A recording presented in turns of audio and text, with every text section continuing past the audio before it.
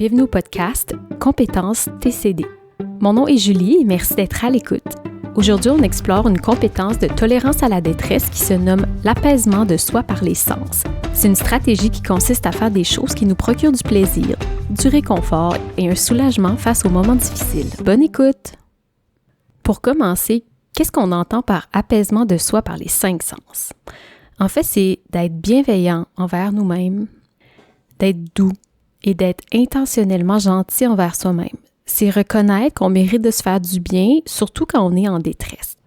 Comme les autres stratégies qu'on a vues de tolérance à la détresse dans les derniers épisodes, comme type ou accepte, la compétence apaisement de soi par les 5 sens, ça va nous aider à tolérer la douleur qu'on ressent et la détresse sans que les choses empirent. Explorons ça ensemble, un sens à la fois, avec des exemples concrets que vous pourrez essayer. Commençons par la vue. L'idée ici, c'est d'explorer qu'est-ce qui nous apaise visuellement. Est-ce que ça pourrait être de regarder les étoiles la nuit ou d'admirer un lever ou un coucher de soleil? D'observer la grandeur ou la beauté de la nature? Ça peut être de regarder aussi des photos que vous aimez, des photos de souvenirs heureux qui vous réchauffent le cœur.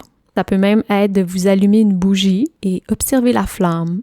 Ça peut même être d'aller vous promener dans un parc et d'être pleinement conscient dans le moment.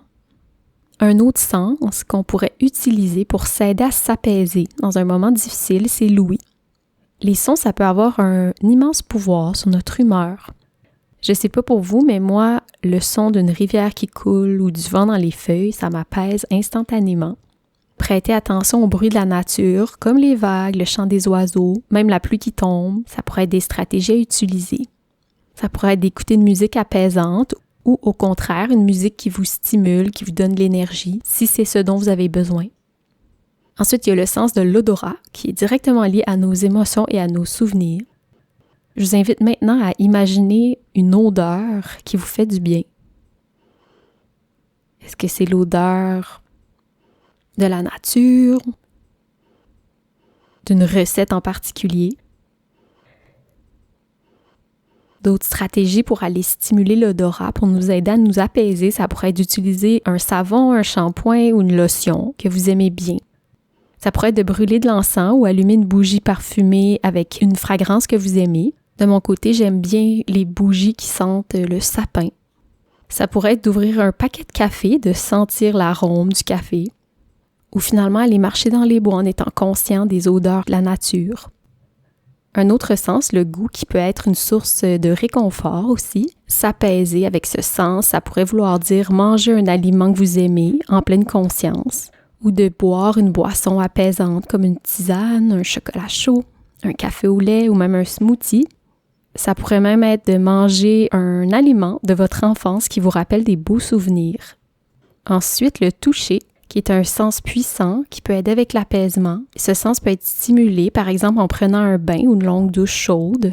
Ça peut être aussi de caresser votre chat ou votre chien, de sentir la douceur de leur pelage, puis de profiter de leur présence qui peut être réconfortante pour vous.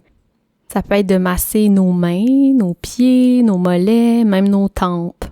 On peut même prendre un bain de pied. Ça peut être aussi de porter des vêtements qu'on trouve agréables et doux. Ça peut être de s'envelopper dans une couverture qui est douillette et confortable, ou de serrer quelqu'un que vous aimez dans vos bras. Une autre façon d'apaiser vos 5 sens, c'est d'aller un peu plus en profondeur avec la méditation du balayage corporel. Le balayage corporel, c'est une pratique qui est très utilisée en méditation. Ça aide à calmer l'esprit, à s'ancrer dans le moment présent. L'idée, c'est simple, c'est qu'au lieu de rester pris dans les pensées du passé ou du futur, on revient doucement à la respiration et aux sensations du corps. On parcourt chaque partie du corps avec attention, des pieds à la tête, comme si on la découvrait pour la première fois avec la curiosité d'un enfant. En faisant ça, on apprend à mieux écouter ce que notre corps ressent, à observer les sensations aussi qui apparaissent. Si vous voulez vivre l'expérience guidée, je vous recommande une méditation du balayage corporel sur la chaîne YouTube de TCD Montréal qui est disponible gratuitement. En période de crise ou quand vous avez très peu de temps, vous pouvez faire un balayage corporel bref, c'est-à-dire que vous pouvez concentrer votre attention complètement sur juste une ou 2 sections de votre corps. L'apaisement de soi par les 5 sens, c'est un premier pas pour réduire les émotions négatives, mais c'est pas suffisant pour résoudre les crises. C'est pour ça que c'est important de trouver un équilibre entre l'apaisement de soi et la résolution de problèmes. Par exemple, si vous êtes submergé par une tâche importante à faire, l'apaisement de soi, ça peut aider à retrouver le calme, mais ensuite, c'est important de s'attaquer à la tâche, évidemment. Vous pouvez quand même utiliser l'apaisement de soi comme une récompense après avoir accompli quelque chose de difficile.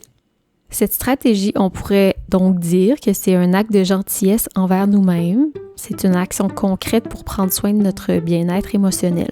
Je vous encourage à essayer ces techniques, puis à trouver celles qui résonnent le plus en vous. Si vous souhaitez explorer des ressources supplémentaires, visitez le site TCD Montréal ou la chaîne YouTube du même nom. Prenez soin de vous et à bientôt!